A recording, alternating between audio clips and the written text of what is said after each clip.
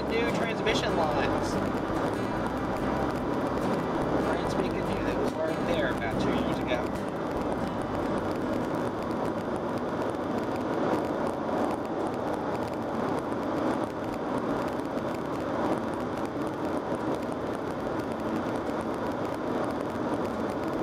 Austin is among some of the most liberal cities in the U.S., so it's kind of funny to see all the Republicans seeing as they all have to serve there because it's the state capital, having to deal with all the liberals.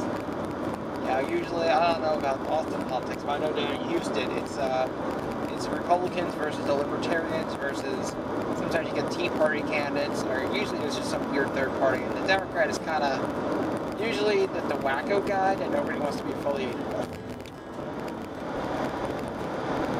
So, kind of like Republicans up north.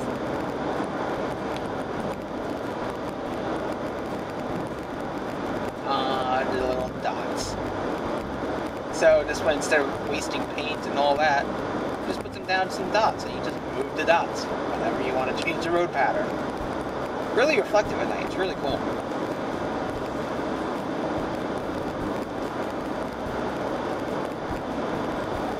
Hey, I think we're on the highway now. Yeah, I think this highway never had overpasses. It's hard to pass. It was just straight intersections. And it was sad that McDonald's just opened up right before they started all this construction, so I have no idea how they're making money. I'm gonna move over and let this truck up here. Yeah, but seriously, like it wasn't that long after they opened up, so they always had like a weird way of getting there. Like, they always had to go through like dirt roads or whatever. It's crazy. So, it doesn't look like they're still in business.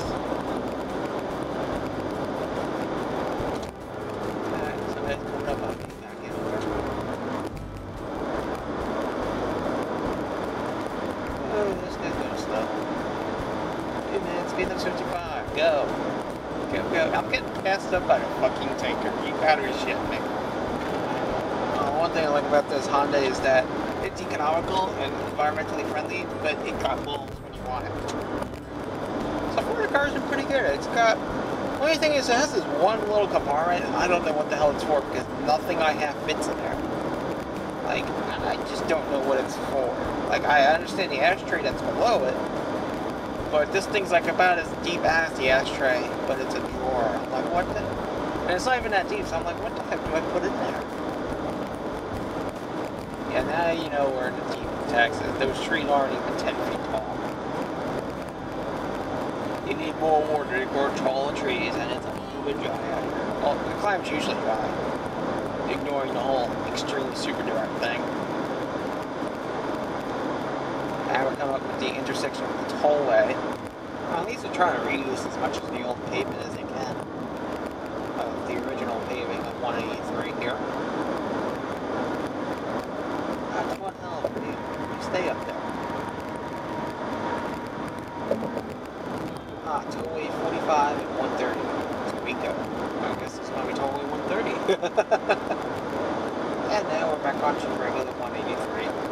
Which, as you can see, is typical what we were on about a half hour ago.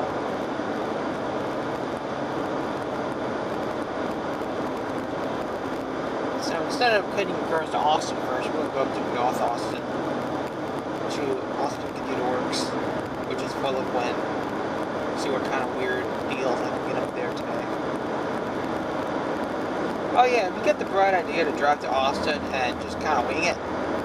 If you take 183, take 71 West, take that into Austin. If you follow the signs on 183, you're going to wind up in some really bad neighborhoods in Austin. So yeah, just take 71 West. It'll get you close enough to see Skyline, and you'll be able to take it from there. Yep, this is how you know you're in Austin. There's wildlife everywhere. In fact, not even the Walmart parking lot is devoid of wildlife. It's basically the only place you're going to find some tall trees in this entire, well, this far south. Oh, come on, last guy, you can do it.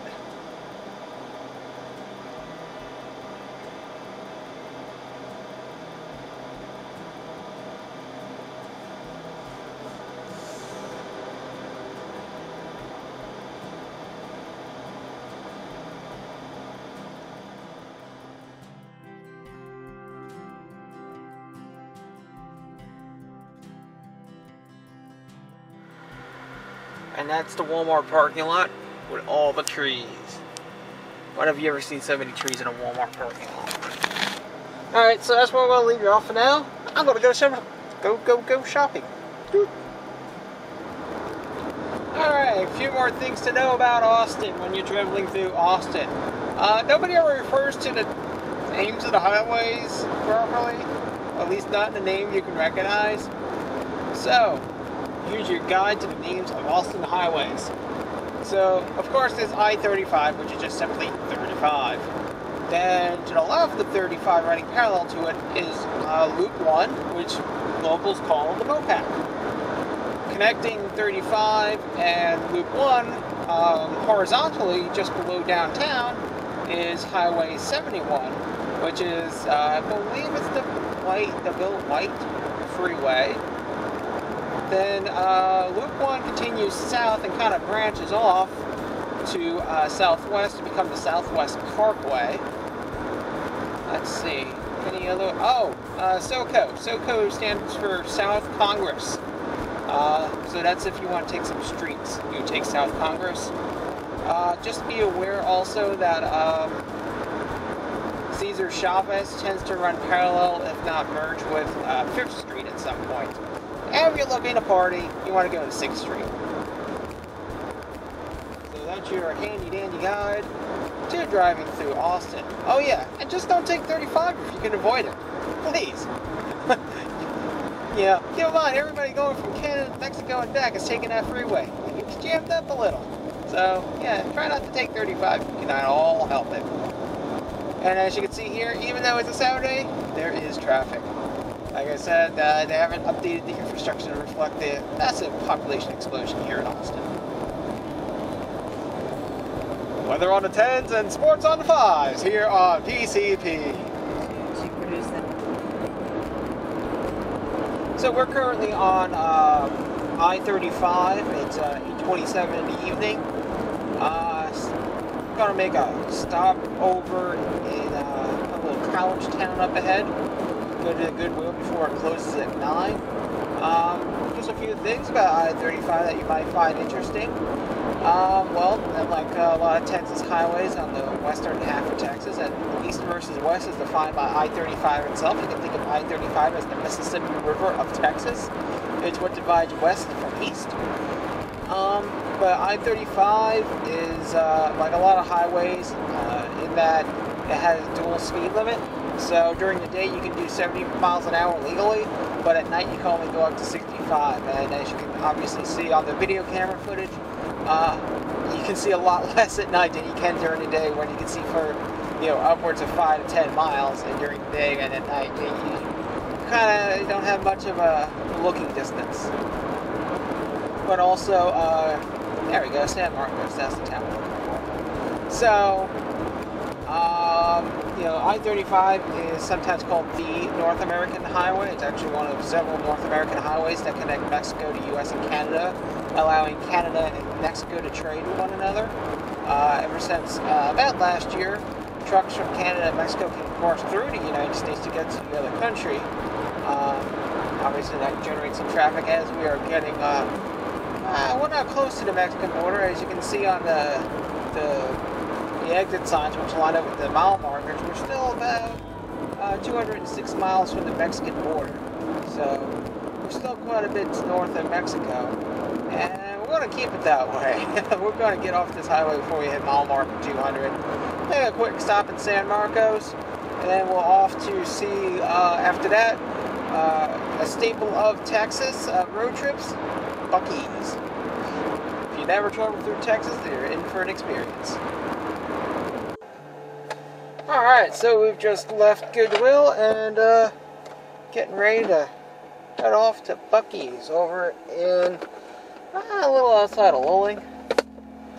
By the way, San Marcos is a college town.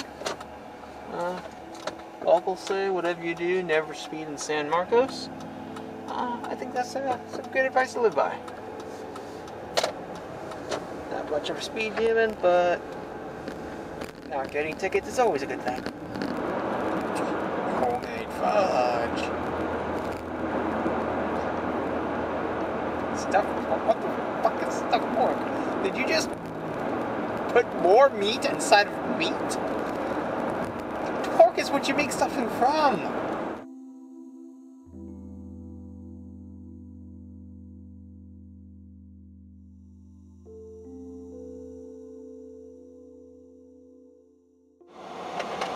Oh, okay.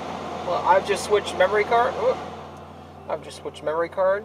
and it's starting to get a little chilly outside, at least by Texas standards. So we're gonna turn the AC down a little, let some outside air in, and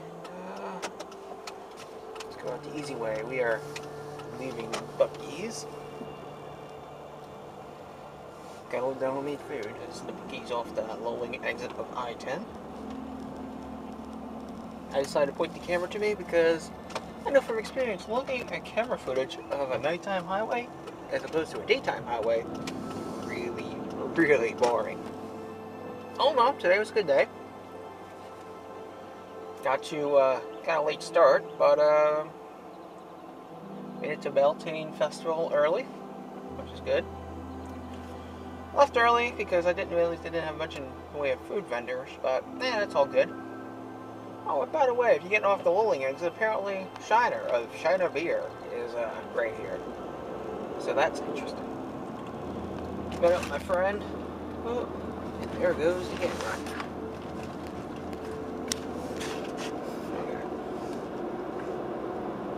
And if this setup doesn't work out, you're going to see me reset in Flatonia.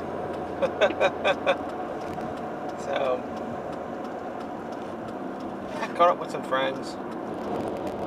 Yeah, met up with some friends. Got a lot of thrift shop shopping done. And now I'm heading back home.